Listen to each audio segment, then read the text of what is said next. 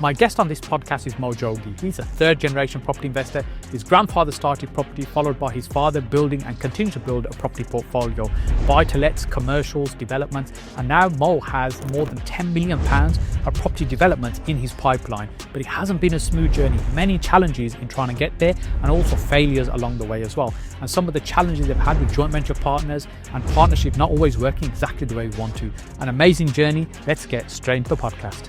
I always have a laugh at this point because my dad didn't do the BRR, he did the BR. Okay. Just buy and rent. Okay. He never did the refurbishing in the middle. Obviously, my motivation was my family, my children, my wife. I'm thinking, if I can do one really good deal, that could not just secure me, but secure my children's future as well. On April 2018, it was worth 4.4 million. When we bought it, it was worth 5.4 million. You could see the jump. And now I look at the building, just to let you know, on that building is still not developed. The person who bought it half developed it and he sold it. Right. So that gives you sort of the understanding how difficult them type of deals are. So now that building on its own without development is worth 6.5 million. Wow. So would you take that as capital appreciation? Yeah. Would you wait for that? Yeah, it's worth waiting.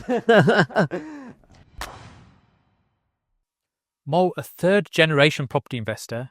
You have about £10 million of your own projects in the pipeline as well. So doing some amazing things right now, and also benefiting standing on the shoulders of giants. So take me right back first to the beginning in terms of when you got started in properties. Around 2011 when you started? Yes, that's correct. Yeah. Yeah. Yeah. But talk me through kind of how you first got started, because your father, my understanding was your father's trying to get you involved in property for a long time. Yes, it was. Yeah. But you resisted. I wouldn't say I resisted. My father, he wanted me to get into property, but the only obstacle for him was how he could get me into property. So at that time, when he was investing in buy-to-lets, when mortgages were very easy to acquire, that sort of time passed. So when I came in, you're probably aware that the mortgage market became more stringent.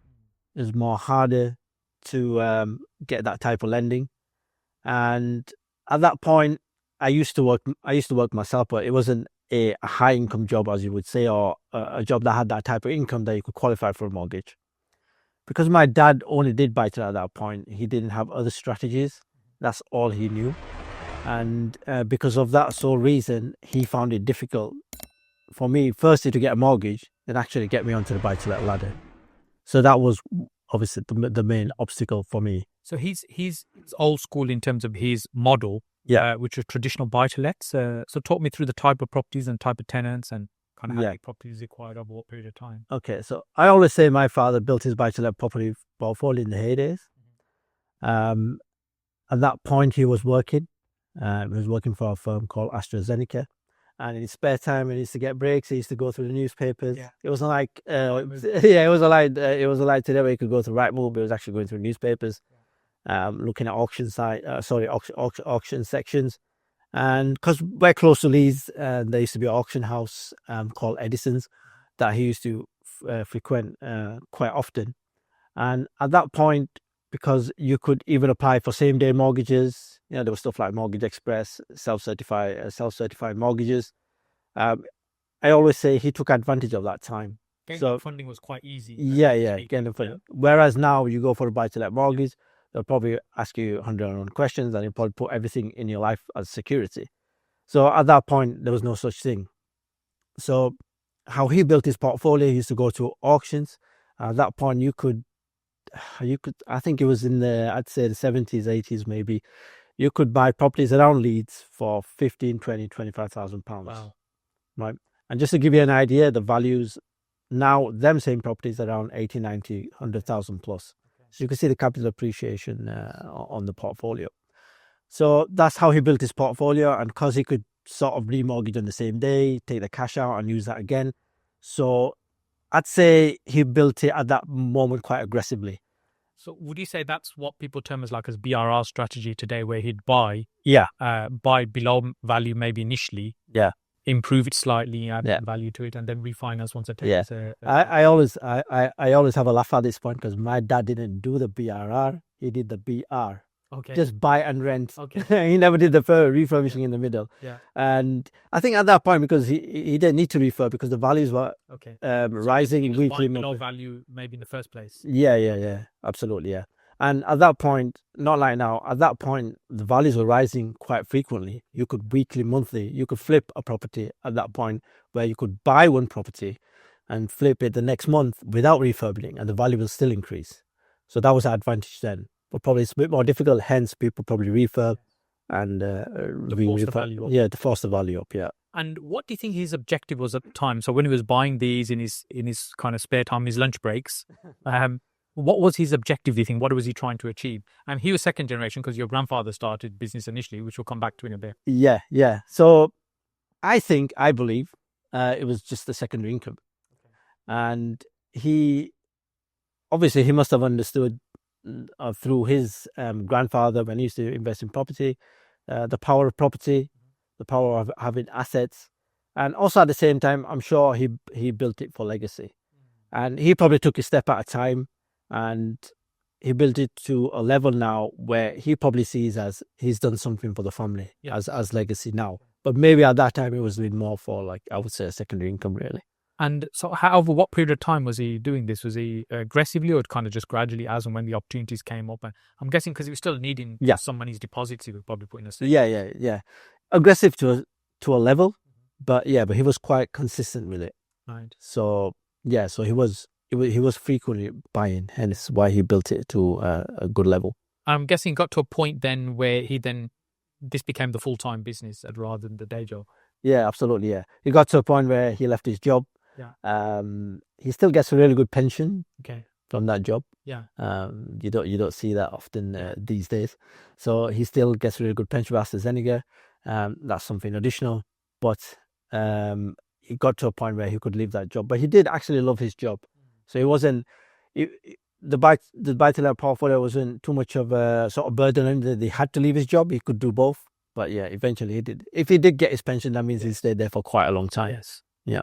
And as I said, that was second generation because your grandfather started earlier. So tell me, in terms of when he first got started and the type of property they were then doing. Yeah. So I think my grandfather came to England in the 40s, 50s. Okay. From India. Yeah. So he was, as we say, first generation. So he was the one that really set everything up here. Yeah. And at that time, they used to all live in houses together. So I think that's when the inception of HMOs came. Yeah. We call them HMOs now. At that time, they were just lodges. Yes. And he used to have houses where he used to have other people living in it, and he used to obviously charge them rent. And he started like that. So then he understood about property. He understood what property could bring. Then more locally, he started investing into more shops and more commercial buildings. Right. So he really started our sort of property sort of legacy. Okay. And my grandfather started with shops and commercials. Then my father sort of transitioned into buy-to-let. Right. And what is it that about property that appealed to you then? Because it's not something you did immediately. It's not a lot of you decided, right, I'm leaving education, going straight into the family business. Yeah. I think it's when obviously my father did talk to us about property, what he was doing, tried to help us understand what property is. I understood assets. And obviously my dad was in front of me, so I saw what my dad was doing. He was earning well, and we weren't living a life like the next family next door. Yes. So we had a comfortable life. We used to get good things. I could see as the business sort of increased that we could enjoy the finer things in life as well. So I thought to myself, hang on, he must be doing something right. Yes. So I need to look at this. I should. Why? I used to have a part-time job at some points, and I used to think, this is not for me. If I get £400-500 a month, I'm never going to live like how my dad. So my dad must be doing something right. Yeah. So obviously at that time we used to question him. He used to tell us, this is property, is assets, this is the kind of rental income we can get. So in my mind, it's sort of cemented. Hang on, this way you can increase your income tenfold. So that's where I sort of got my, I'd say, outlook into property and how it could benefit us going forward.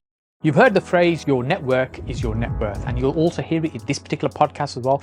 That's because people in property recognize the importance of being connected with other people. Property is a people business, and that's the reason I've been running a networking event for over a decade now. Each and every month, we bring like-minded people together, an opportunity for you to come along and meet some of those people, and also learn from other people on the stage, learn from myself as well. So make sure you book onto the next meeting. We're on the third Tuesday of every month in Birmingham. Now let's get back to the podcast. Did you ever help with what he was doing, collecting rent, painting walls and little repairs and stuff? Yeah, we did. We used to help him move furniture. Okay. So at that time, we were quite hands-on. Yeah. I remember going to some of your properties in Leeds, in sort of very rough areas as well. I remember this one time where we actually we hired a white van with all the furniture in, because sometimes we used to get second-hand furniture or some furniture from elsewhere just to put in the properties. And we used to go in certain areas where there used to be people around. It wasn't quite safe. Okay. So we used to hide in vans. We used to hide behind vans and stuff like that. It's the kind of experience, but it's all opened my eyes to what I was doing on the ground. So yeah, we were quite hands-on at that point. But so this is not professional white-collar tenants we're talking about. That was their own market. No. At that point, it was more, as you say, it was DSS back then. Yes. And that's how we primarily built the portfolio. But now we have a sort of handful of private tenants as well. But at that time, the focus was on the DSS type tenant. Yeah. So there was an element of niching where they were buying cheaper properties in certain locations, where they could maybe refinance later on, and the core income drive was coming from the DSS. You knew what the rates were, you knew what rent you were going to be able to get for the property before you even purchased it. Absolutely, yeah. Okay. And then in terms of your journey into property, why not follow exactly what he did? Because I know you, let's say, dabbled, maybe not the right word, into a few other things first before following the similar model. Yeah. So just to take you to that point, I did want to do buy-to-let. Obviously, my dad was doing that. But obviously, the reasons that I explained at the beginning of this podcast, due to the mortgage issues, I had to pivot. So I had to find another way to get into property. Right. I did want to get into property. And at a certain point, I think it was 2007, 2008, we got into a bit of trouble with the portfolio.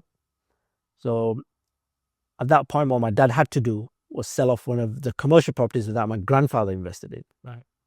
So through the capital coming through that property, that would have helped him stabilize the problem we had. Okay. And also it sort of gave us some surplus cash. Yes. So that just picking up on that 2008 time where financial crash, a lot of people were panicking, a lot of problems, property prices were collapsing. Yeah. Lending had just kind of disappeared. Yeah. Lenders were calling in good debt as well. So you got kind of swooped up in all those problems at that time. Yeah. I'll sort of explain that. We had a commercial business center, and I don't know if you're aware, at that certain points you could do something called block mortgages with banks. So I think it was NatWest Bank. We had block mortgages on a handful of properties. Which, for somebody that's watching, listening to this and not quite sure what that means, essentially you have one mortgage across several properties. Yeah, absolutely. Yeah. And because we had the business center and everything is in my dad's name, so I wouldn't say that was falling down. We were having issues with that because they were sort of calling in a bit. They were calling the loan from that business center. His sort of buy-to-let portfolio was being taken as collateral. Right. So banks were coming, trying to pull the rug under his feet. And so as I said, at that point, that's where we got the surplus cash. Okay. So that surplus cash helped us stabilize the business. Commercial sector, release some cash, pay down some of the debt and stuff, and left you with some money as well. Yeah. So at that point, my dad goes to me, now we have surplus cash. So that gets the problem that I just mentioned about me trying to get a mortgage. Yeah. Now we've got cash. Right. So I've got something to play with. I got something to start with. Yeah. So that's when I ventured into my property journey, starting with mentoring. Yes. First and foremost. And I entered with obviously a company like called Progressive Property. I realized at that point I went in a bit too early because I did the Robert Mark VIP, the sort of high level VIPs. I sort of bounced around myself a bit. So when you say went in a bit early, I think I understand what you mean, but for Yeah. clarification, meaning that you weren't quite sure what you wanted. Absolutely, You weren't quite sure what you wanted to do. Yeah. And you gain all this support. Yeah. But support is beneficial when you have direction. But if you lack direction, that's absolutely limited in what you can do. And I realized, you know, they've got one of my mentors, Mark Homer, is very sort of averse in commercial property and also HMOs. But at that point, I was at such a starting point where his experience maybe was overpowering for me. But obviously, I did give it a go. I went out there, tried to look for HMOs, trying to invest in some HMOs. Then at that point, we had that surplus cash, but that surplus cash then got invested into something else. Right. And then I got into trouble myself because then my surplus cash, the cash I was supposed to use, was not there anymore. Right. So that was a little sort of obstacle in my way. Yeah. So then I had to start looking into joint ventureship. So look for joint venture partners. So these are funding partners? Yeah, these are funding partners. Because initially that surplus cash and my father was my first joint venture partner.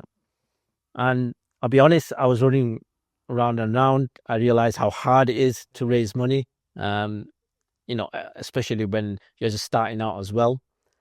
And I think that led me to rent to rent, thinking, oh, okay, if I do rent to rent, that means I don't have to put much capital up front. Yeah. I can control property and make some cash flow then. Then I'll be honest, around that time, I was just running around in circles. Yeah. What is the challenge you found with rent to rent, do you think? Was it finding the properties in terms of getting landlords or agents to agree to what you were saying, trying to get the numbers to work? What was the struggle, do you think, with trying to get I think, the ground? I don't know if you agree, but I think rent to rent is very front loaded. There's a lot of work that needs to go in beforehand. And also, I believe there's a lot of grey areas as well in rent to rent. Yeah, I agree. And also in terms of security of holding onto a portfolio like that for a long term, I don't know. Yes. But I'll be honest, the reason why I walked away from rent to rent, I just thought to myself, hang on, what my dad is doing and what I'm doing rent to rent is so different. Yes. Why am I messing around with rent to rent when I should really be concentrating on what I already have, what my dad is doing and leveraging the resources we have. So basically, I just ran off into a different direction, and I realized that maybe I'm really running around the wrong area here. I think rent to rent can be a great starting strategy or building up some cash flow initially. Yeah. And I agree, it's definitely front loaded. It requires a huge amount of effort to get that cog to turn initially for the first time. Then it becomes a little bit easier. Yeah. And if I think about some of the people that I know that grew quite large rent to rent businesses, most of them collapsed. Because their focus is on constant growth, where I think really rent to rent should be a stepping stone strategy. Absolutely. Think about what it is. You're kind of a glorified letting agent. You're just managing property for a supersized profit. That's what you're doing. Yeah. And then that should be seen as a stepping stone where they generate a certain amount of cash. Then that give you income for you to do other stuff. But sometimes people get stuck in trying to grow that. Yeah. And it eats up cash because every time you take on another property, you need the money to get it off the ground. Yeah. As well. Yeah. So it's interesting. Say you looked at rent to rent. You kind of tried to get that moving. Decided that wasn't going to be the right way forward. Then what happened next? Then what happened next is our the business center we had that went up for sale. Well, it did go up for sale. It actually got sold. Okay. So the current partner that I have today, my developer partner, that's but like you said, we're standing on the shoulders of giants. He's I would say he's our giant. He came to our house, and because that land where he was developing, our business center was just there next to it. Yeah, in the way. I call it getting. I'll share this evening as I call it getting in the way. Right. So we were basically in the way. So we were a nuisance of his plans. Yeah, I think it's a good example. Is have you ever gone down the M62? Yes. Around. Have you seen that house on M62? I don't recall actually. No. I don't know if anybody in this podcast knows about that. Yeah.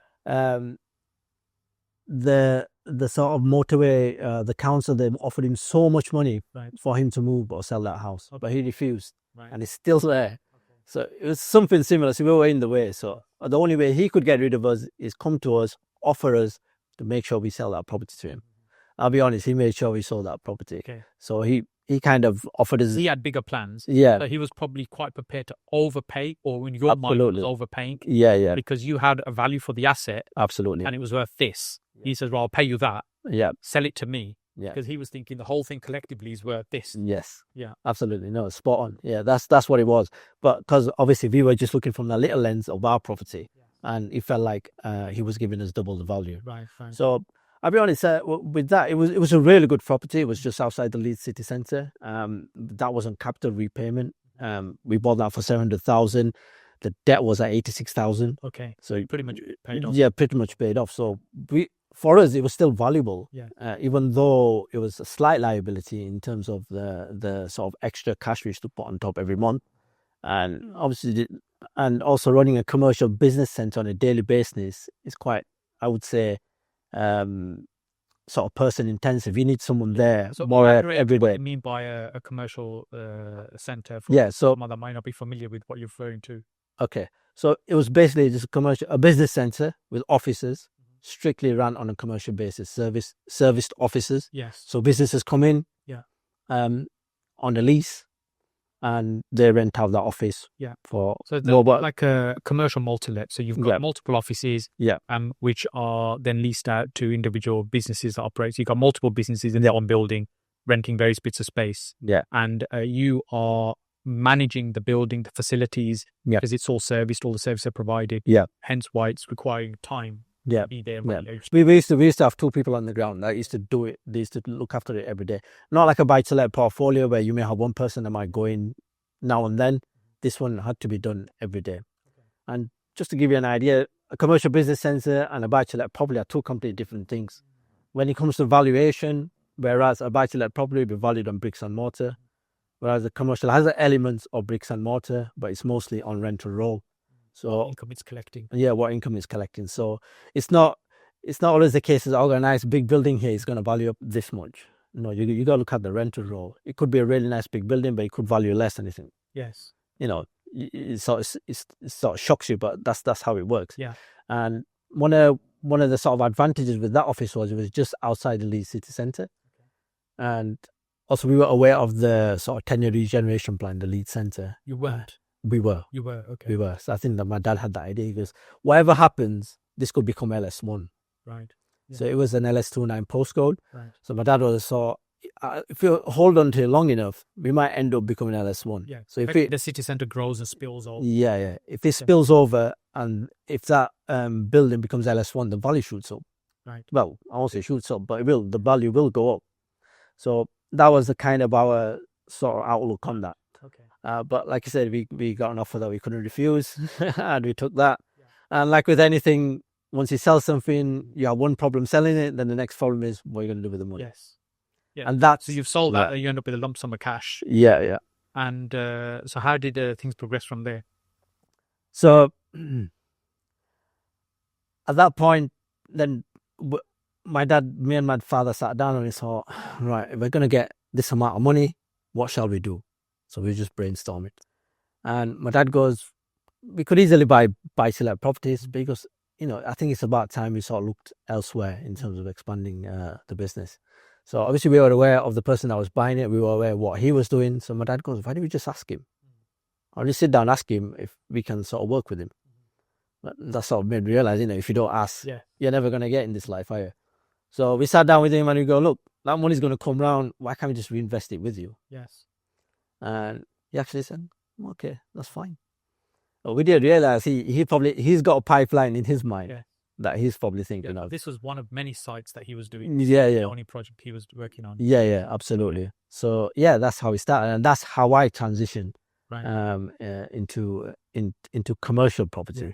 So I fronted our commercial arm. Obviously that money came through us, and that was our investment. Right. So so what's happened with that particular site right now? Which one? The business? The business center and the neighboring land that the chap owned. I'll be honest, it hasn't been developed. Yeah. The business center is still there. Okay. So what happened was he ended up going on to the other deal. Right. And it's still there. There's a lot of planning there at the moment, because of the coronavirus that happened around that time, things slowed down a lot on the Leeds Centre. He still owns that site. He hasn't developed it out. Yeah, no, it's not really. I'm planning there. Yeah. It's a case of maximizing. Yeah. Okay. Yeah. So then this enabled you to take several jumps up the ladder, as it were. Yeah, absolutely. Yeah. From DSS buy-to-lets to the big league, as it were. Yeah. And so what was your experience of getting involved in that, what you were doing, and talk me through, that's a very different than experience. Yeah. I'll be honest, it was an absolute whirlwind. Just to give you an idea, when he bought our property, he made the offer on that day when we met in our house, and next day the contracts came through. Right. So he sent 5% exchange contracts with delayed completion on that building. There's no sleep plan is changing it. Yeah, absolutely. So that sort of gave me an idea at the sort of speed and efficiency they work at. Yeah. So I'm thinking, just imagine I was competing with him. No chance. So I'll say, if you can't beat them, join them. Absolutely. Right. So so how he operates really opened my eyes. It was a case of I had to level up. It was either I say, no, I don't want to do this. This is too much for me. Or I just say, yeah, let's do it. Yes. I level up. Obviously, my motivation was my family, my children, my wife. I'm thinking, if I can do one really good deal, that could not just secure me, but secure my children's future as well. Life-changing. Life-changing. That can be generated, those big projects. Yeah. And at that moment, I realized, in property, you don't have to be there for years and years to make life-changing money. You could do it in 1 or 2 deals. Depends what you call life-changing. Yes. Yeah. So when you we link that back to what you were doing previously, for example, what your father was doing, building up a portfolio of buy-to-lets over the years, and that was slowly growing. And yes, he got to a point where he replaced his income. But for many people, buy-to-let doesn't really replace your income these days. No. It's very, very slow burn. Yeah. The gain is in the capital growth over time. Absolutely. Yeah. So here the realization was actually we can create significantly more profit in one deal. Yeah. Yeah, that was the plan. And also, going back to saying how I wanted to get into property, I always say to my dad, how I'm going to do it is going to be upside down to what you've done. Because I'm never going to build a portfolio and then get into commercial. I'm going to get into commercial, then build a portfolio. Yes. So that's my plan. Because I couldn't get a mortgage at that point, I thought if I have a pot of cash, instead of me having to go get mortgage to buy a buy-to-let, I can buy little buy-to-lets with the pot of cash we have, slowly but surely with cash. Right. So that sort of takes out the element of me getting a mortgage. Yes. But hopefully, I'm hoping the business goes in such a way that will become a problem at that point. But obviously, it's an obstacle I had before, and I was concentrating on how can I overcome it and how can I plan that that doesn't become an issue for me. Yes. So investing hundreds of thousands of pounds with somebody else from this sale of the building that you had and probably benefited from for many, many years. Yeah. What was your father's view in terms of you doing this? Was it fairly supportive, or was there some resistance in terms of which way you wanted to go and which way he wanted to go with this? Yeah, he was fairly supportive. And my wife's laughing. My father is very, when you get him onto something, he's very on it. Okay. He'll go, oh, Muhammad. Then he'll start looking at all the positives. He can be a bit negative at the beginning, but once he's on it. You have to sell him on to the idea. No, but I'll be honest, it was his idea. Right. It was his idea to join venture. And in his mind, he was thinking, then I could get into business. So he was very supportive because he's got an investment mindset. He's got a property mindset. Yes. So in that area, for him, it's not much of a problem trying to give the go-ahead. It's in the other areas where there's more liabilities and stuff like that, where he'll find problems or issues trying to sort of talk you down a bit. But obviously not. It wasn't a problem at all in that one, And talk us through then the projects you've kind of been involved in, or ones you're doing then now.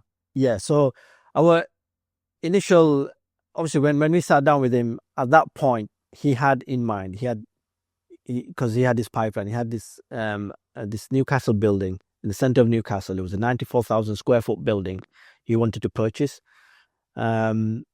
So what he wanted to do is he wanted to get that building. He wanted to get exchange of contracts, then complete in about 6 to 8 months time. Okay. What was the reason for the delayed completion? What did he want to achieve within those 6 months? That's just how he works. He loves that delayed completion, but I think to see that he's not putting a lot of money up front straight away. Okay. So just putting that. He's securing the project. He was always about, I've realized over time, he's always about get them contracts exchanged. Yeah.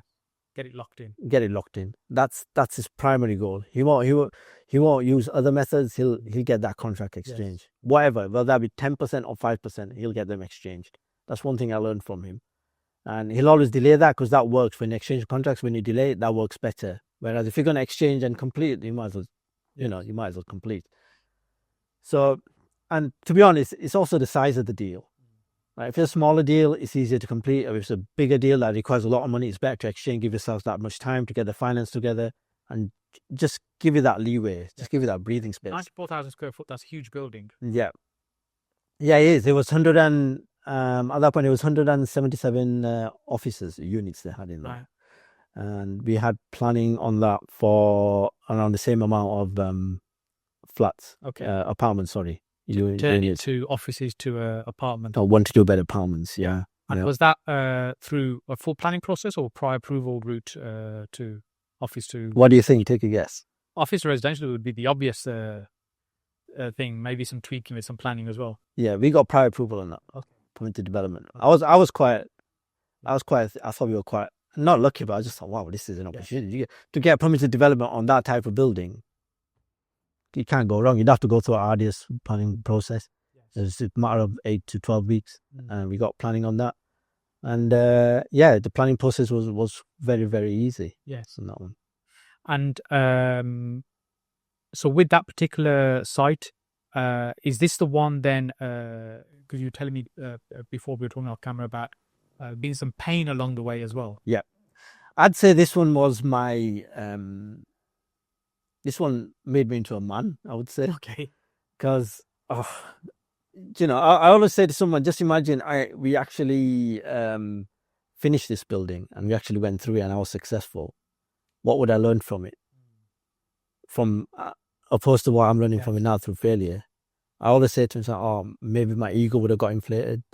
Maybe I would have thought to myself, I can't do nothing wrong here. And in a way, I see it as a blessing, even though obviously I wanted it for it to go so right. Yes. But the failures really hold me in good stead today. It keeps me level-headed.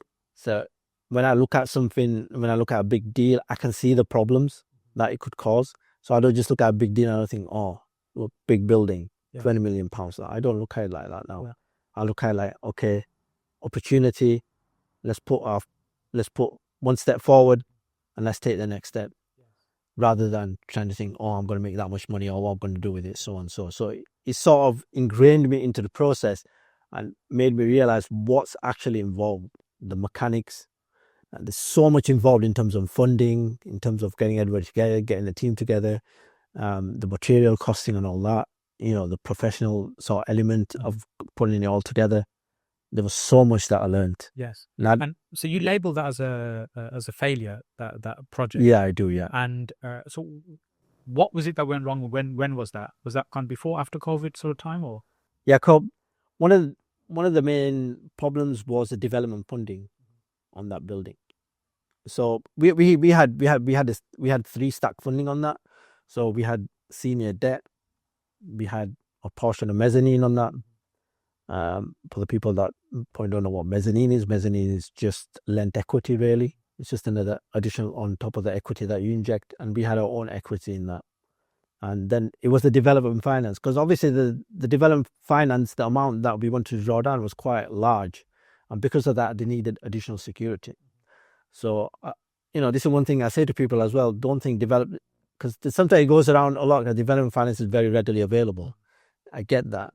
But then sometimes it might not work out that way. They might need additional security. Do you have that? We had to put another development down as additional security to that development finance. And with that development finance, they wanted practical completion on that other development. So they wanted the construction element of it done on that other development. But when they were doing a survey, the other one, we had to pay security. Yeah, we had to. The one we offered with security. Yeah, and when they surveyed that, they found out there was a old graveyard next to it. Right. Okay. So under their criteria and under their ruling, they couldn't sign it off.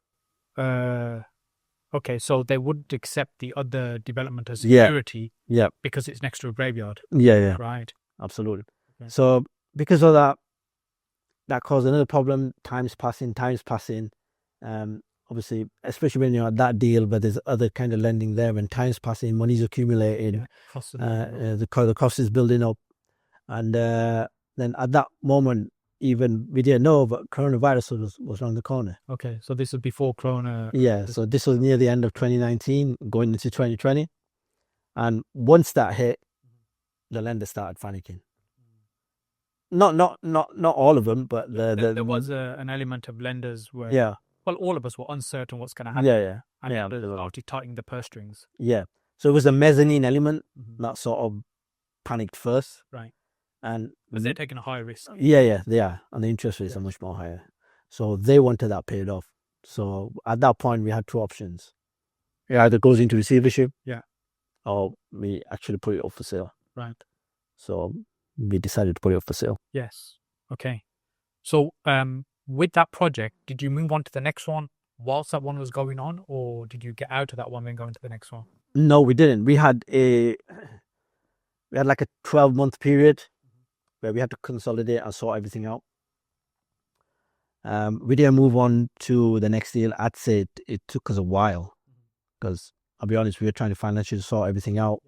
And because of that deal, he took a hit, we took a hit. And in terms of moving forward, it's not the easiest when you take a hit in property. And I think it's after 2-3 years, we got into a position where we could move on to the next deal. Okay. So at that point, I did realize, you know how on social media people say, you got to be doing something all the time, but property is not that type of game. What I've learned in property now, property is a game, it's a long-term game, and you're going to have lull and you're going to have moments where you're not winning, you're just picking everything up and you're just putting everything together to go again. And, you know, I'm comfortable with that now. And I think, and I noticed that about you before when we met as well, that it's rather you make slow and steady steps that make bigger gains rather than just constantly running. Yeah, absolutely. But then sometimes I think people work against the grain. Like they come into property and they want success tomorrow.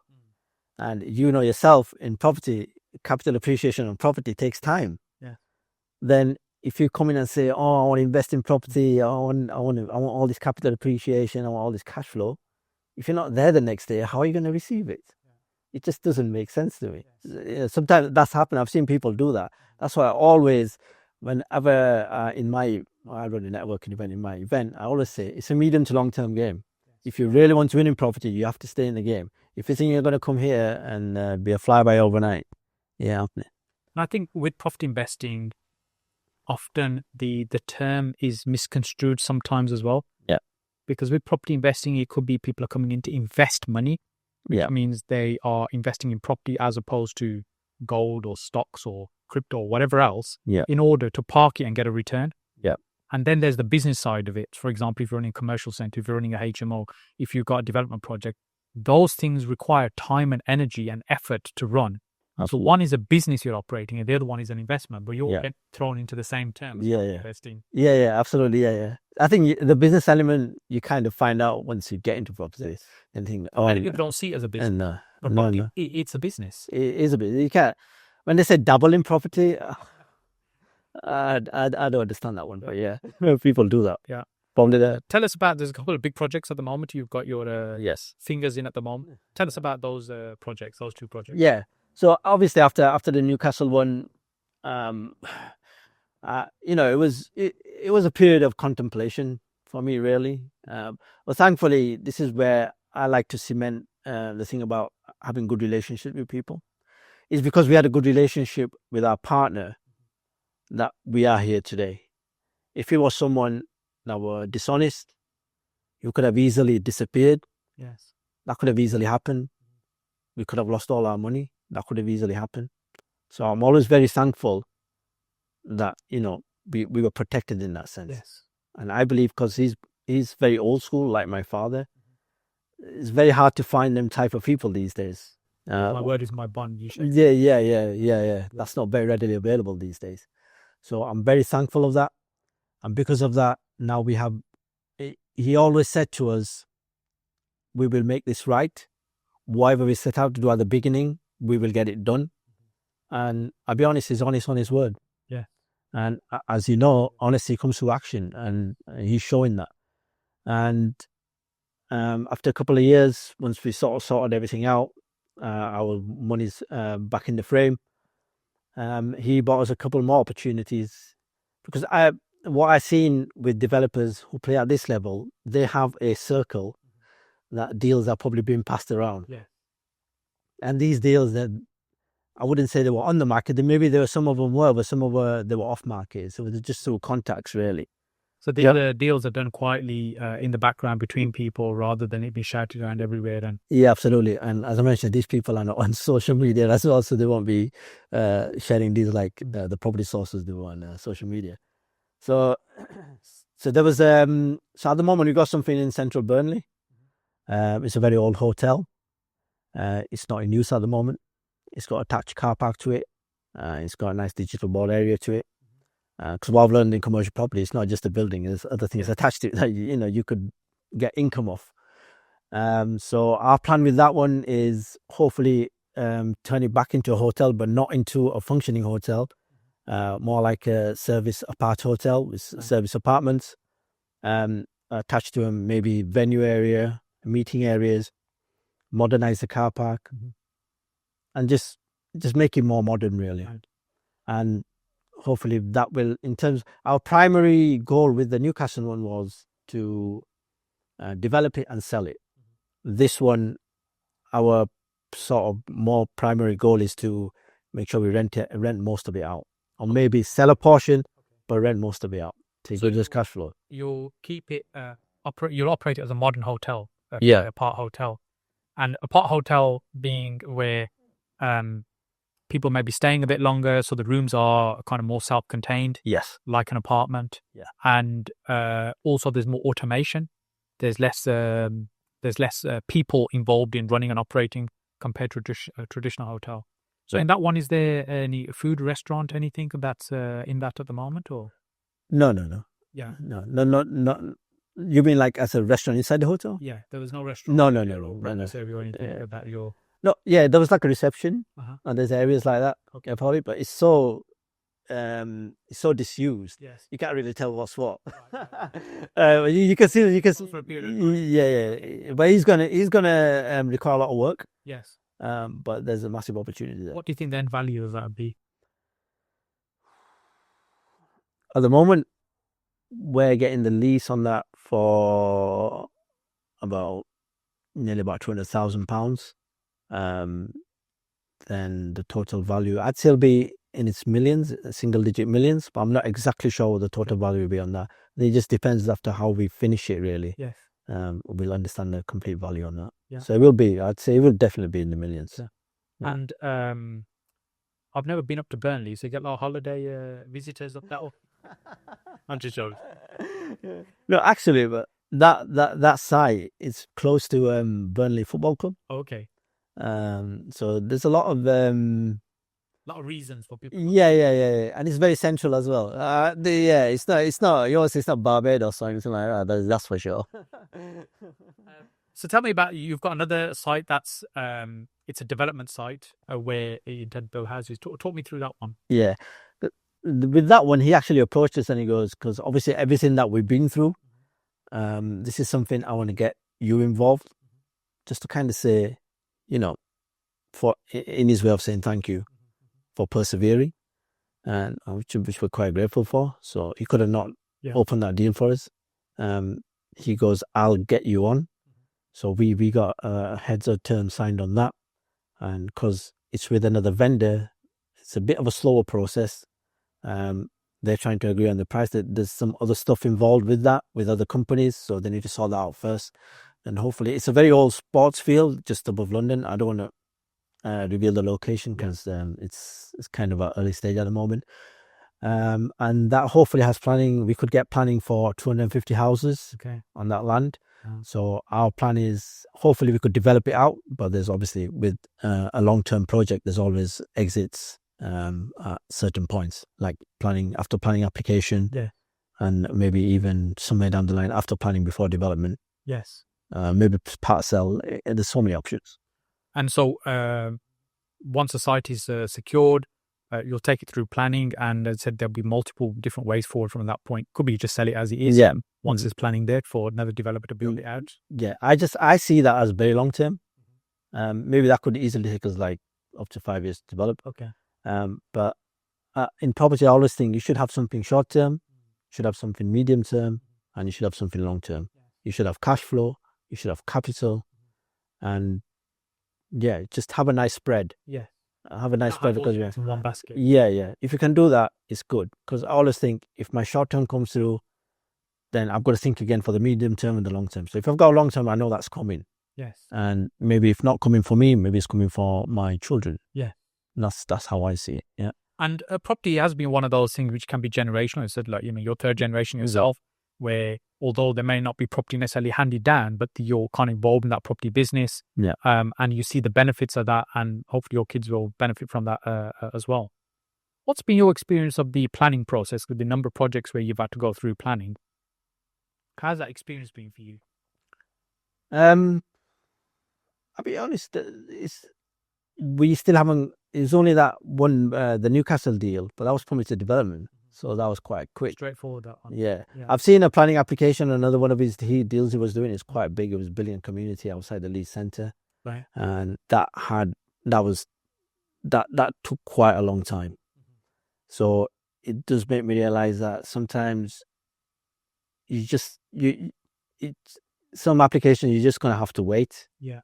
And it's going to take a long time, and there's a lot of sort of committee meetings and so on going along the way. So I've seen in terms of the planning, I just wish it was a bit more easier. Yes. But they're just making it much more difficult as things go along. Yeah, I agree. Planning can be a major frustration.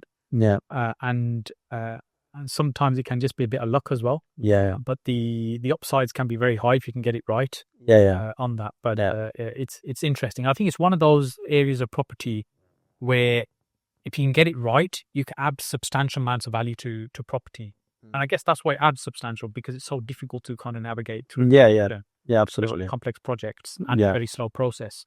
Yeah. I'm talking about slow. You touched on slow, medium, fast, and your core portfolio is still buy to let as well, like fathers, which is families that you're letting to the working or LHA DSS type tenants. My question was going to be: is it still viable? I'm guessing it is. You're still doing it, but how is it still a viable strategy? Buy to let. I'm not convinced buy to let is a viable strategy right now. Well, why do you think that is? I think so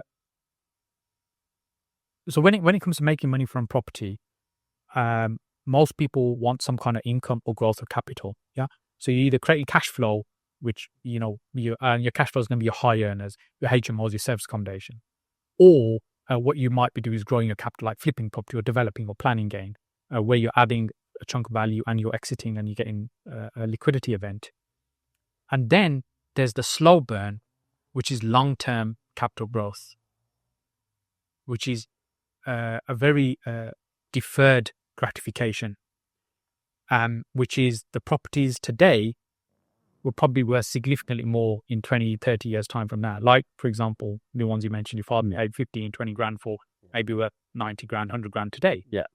And I get that. But most people that are coming into property today don't have the 20, 30 year patience to get that reward. Yeah. Absolutely. Like I touched on, that's I'd say that's the sort of completely put the polarity in that. Yes. People don't have the patience to achieve, but that is what property is. If property is all about capital appreciation, and for that to happen, you need to give it time. Yes. It's just because capital appreciation, you don't see the cash in the bank. Yes. That's why people don't really appreciate it too much. I think it's only the people that have been in it for long term, and they see, just for example, like my dad, when he bought them from 15 to 20, now they're worth 19 to 100, 90 to 100. You can see the increase, even though that's not liquid. You can see, yeah, that could be liquid if you sold that property now, right? Well, then over time through inflation, also your mortgage is getting paid off as well. So I think if you really delve into it and look at the mechanics, you'd see a lot of value in the capital appreciation and how we can erode certain things within that process. And yeah, I'll be honest, because I've seen it with my eyes. I've seen the capital appreciation, so I do hold it in high regard. Yes. And for example, even that Newcastle building we did, I got some statistics on that. On April 2018, it was worth 4.4 million. When we bought it, it was worth 5.4 million. You could see the jump. And now I look at it now, the building, just to let you know, on that building is still not developed. Okay. The person who bought it half developed it, and he sold it. All right. Okay. So that gives you sort of the understanding how difficult them type of deals are. Yes. So now that building on its own, without development, is worth 6.5 million. Wow. So would you take that as capital appreciation? Yeah. Would you wait for that? Yeah, it's worth waiting. Absolutely. So that's how I see it. But then, like you said, most people don't see that. That's where the issue is. So hopefully we can, so the viewers that are watching, to understand it. Please, when you go into property, I know cash flow is good, but don't discount the capital appreciation on it. Absolutely. And finally, before we start wrapping up, you also run a networking event, which you touched on earlier. Yeah, I do. Yeah, ran that for 10 years now. 10 years, long time. It's a decade. So, firstly, why do you run a property networking event? Why do you continue to run it? And tell us a bit about where it is and stuff as well. Yeah, so my networking event is in Leeds. It's called Progressive Property Network Leeds. I've been running it for 10 years. Yeah, I'm mad. The reason I run it, I'll be honest, it's not for any kind of financial gain. Not that I'm saying I don't make any money of it. Not primarily on it. My intention with that event was to raise our profile, build a community. I'll be honest, I'm not a great networker myself, so it gets me to a networking event every month. And I meet a lot of people around the Leeds area that I wouldn't meet if I didn't go to that event, that are doing a lot of good stuff in property, the people I experience from all levels. And I have, well, they haven't been successful, but I have attempted a few sort of business joint venture partnership with a few people from that event. And opportunities come, I can give, and people give back. But primarily, I want to give and grow that community. I want to provide value through our experience as well. Regarding what we do, I only share it with my people at my networking event. I don't share this on social media. It's our business is very private in that sense. And also, I will be sharing our Sajid's property meeting this evening. It's primarily just to give, build our profile, and just add value, really. And if somebody wants to reach out and connect with you, what's the best way for them to do that? How can they connect with you? You can get me on social media, Mo Jogi, Instagram, Mo Jogi Official, and you can look up Progressive Property Network Leeds. Definitely a great event. I spoke there. So yeah. Like, and so here, it's definitely a great community. Thank you up there. Thank you. So Mo, thank you so much for coming, spending some time there, sharing your journey. Very inspiring journey. It just goes to show that there's so much more that we can benefit from by learning from the people who've already been along the path that we want to trod, and especially when you stand on the shoulders of giants and accelerating that journey as well. Thank you once again. Absolutely. Thank you. It's been a pleasure. Thank you very much, sir. Thank you.